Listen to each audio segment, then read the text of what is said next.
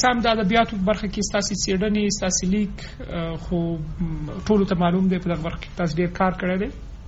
په دې وروستیو کې چې تاسو کوم کار کړی دا واقعا د یو ډول نوی کار دی. په دې برخه کې پخوا ډېر کار نه شوی. سریزه لیکنه دا یو ډېر زیات مهمه مسله ده، ځکه موږ تاسو چې څومره لیک کوو بیا په کتابونو چې سریزې لیکل کېږي یا دې ته ورته په نورو مسایلو کې چې یو ډول داسې دقیق لارښود نشته چې هغوی دې دا ولولي او د هغې نه دې زده کړي چېرې سریزه څه ډول لیکل کېږي. نو که چېرته په سر کې راته دا ووایي چې د سریزه د کوم هدف لپاره لیکل کېږي په یو کتاب یا په یوې لیکنې باندې؟ ښه خبر ده. سریزه لیکله په پښتو کې او د نړۍ په ادبیاتو کې تاریخ لري. او سریزه د کتاب یو مهمه برخه ده. هغه برخه ده چې د کتاب د یو اثر د لیکل نه وروسته لیکل کېږي. سریزه خپل تیوریک بنسټ لري او تیوریک بنسټ یې دا ده چې په هغه کې د کتاب د لیکلو په اړه چې کله یو مؤلف ولې دا کتاب لیکي د هغه اصل هدف په هغه کې توضیح کېږي. سریزه په کتاب باندې راڅرخي. هغه اثر چې د لیکوال لخوا لیکل شوی په هغه راڅرخي. نو تیوریک بنسټ یې دا ده چې سریزه به د هغه اثر په برخه چې دی په سر کې راځي هغه برخه کې لیکل کېږي او د هغه کتاب د لیکلو مین هدف او غایه چې ما ولې د دې اثر لیکلو باندې لاس پورې کړ دا به پکې توضیح کېږي. او دا به هم کېږي چې په دې برخه کې ما څه کار کړی، کوم میتود نه مې کار اخیستی دی او کوم نوښت مې کړی دی. نو په سریزه کې د ترلاس لاندې اثر په برخه کې لیکوال لوستونکو ته معلومات ورکوي. سړی صاحب د سریزې برخې کومې دي؟ مثلا یو هغه نړیوال سټنډرډ دی چې ټاکل شوی، یو هغه چې موږ یې په پښتو کې اوس کاروو تقریبا یو 80% د نړیوالو اصولو سره ورته دي. برخې کومې دي د سریزې؟ داسې ده چې د سریزې په برخه کې ما د څېړنوالۍ اثر په پښتو ادبیاتو کې د سریزې لیکلو دود او ارزښت څومره ونډه ده. بلکل. او زه فکر کوم چې تر اوسه به د نړۍ په ادبیاتو کې هم د سریزې په برخه یو مستقل اثر نه لیکل شوی. ما په دې برخه کې د یو شي نه یو دغسې یو الهام واخیست چې کله دلته په یو اثر باندې په هغه باندې هغه قرآن شریف باندې چې له عربي نه په دري متن باندې د یو آیاتونو د هغه نه پرته یعنې ترجمه شوی او دغه اوس علمي هغه مشکلات پیدا شو کنه. نو هغه باندې د مقدمه لیکلې وو، بیا مشکلات او پرابلمونه ټول خلکو ته معلوم دي. نو زه په دې هغه کې شوم چې په دې برخه کې یو اثر ولیکم چې اصلا سریزه لیکل سریزه څه شی ده، د چا صلاحیت ده، د چا واک ده، څوک باید ولیکي، په نړۍ کې څنګه ده، په غرب کې څنګه ده، په شرق کې څنګه ده. نو دوه درې ټکي اوس خو په دې برخه کې کولی شو زه تا ته یو 4-5 صفحې ووایم که نه.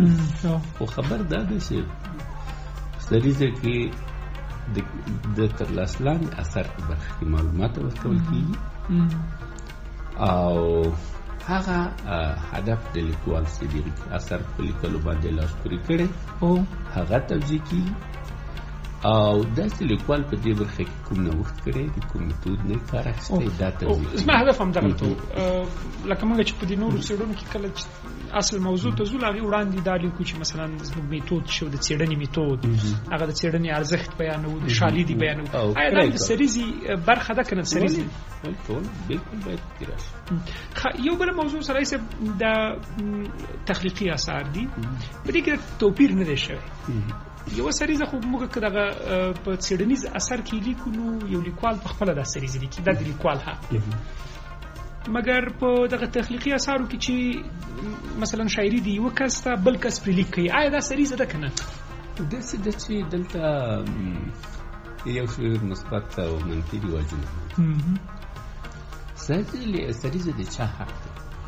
تر هر څه اول سریزه د لیکوال حق دی، د ادیب حق دی چې هغه که ضرورت وګڼي خپل اثر یې ولیکي. یو خو رسمي اثار، هغه اثار چې د رسمي مراجعو لخوا څخه پورته ځي نو په هغو باندې سریزه لیکل کېږي. تر هر څه اول سریزه یا مقدمه لیکل خو اثر په خپله د لیکوال حق. بالکل. ځکه چې په هغې کې د اثر د کتاب د لیکلو دغه هدف توضیح دي. خو که بیا یو څوک وغواړي چې خپل اثر بل چاته ورکړي نو هغه باید مسلکي چاته ورکړي. داسې نشي کېدلی او داسې شوي دي چې د انجینري برخه کتاب لیکل شوی خو د طب ډاکټر مخاطبه پې یا د طب په برخه کې ډاکټر یا انجینر پې لیکل، دا په بېل مسلکونه. نو په دې کې دا ده چې څوک مقدمه پې لیکي کم تر کمه باید اهل مسلک دی ورکړي. بالکل. بله خبر دا ده چې زموږ په ځوان نسل کې دا خبر ده چې پخوا وختونو کې چې دلته به اثر چاپېدل دوی به د کرکټونکو نه ډېر ساعت په ویره کې زه دا شی لیکم کېدای شي په دې باندې څوک شی ولیکي نو کوشش به یې کوو چې دې شمېر استادانو مقدمې پې واخلي تر څو هغه د هغو د انتقادونو په مقابل کې د سپر حیثیت ولري. یعنې ما خپله تقریبا په 100 کتابو باندې سریزې لیکلي او همداسې استاد رفیع تقریبا په 200 کتابو باندې سریزې لیکلي، یو شمېر نورو کسانو هم لیکلي. بیا ځینې کسان دا سریزې نه لیکي، غضنفر صاحب مثلا سریزه نه لیکي او دا د هغه خپل طبیعت ده او په نړۍ کې څنګه ده دا برخه کې ته هم راسو.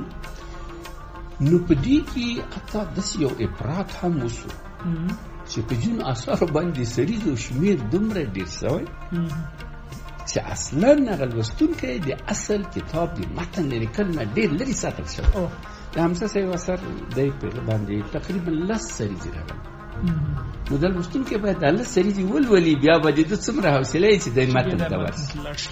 اوس په نړۍ کې دا رسي چې که مقدمه ډېر کم خلک په کتاب باندې او هغه وایي چې تاسو لوستونکی مستقیما د اثر متن ته پرېږدي او پرېږدي چې لوستونکی د اثر په برخه کې قضاوت. زیاتره د اثارو اوس په نړۍ کې مخکتنه کېږي، باید د مخکتنو په هغه کې په مراسمو کې بیا یوه کرکتنه هم کېږي.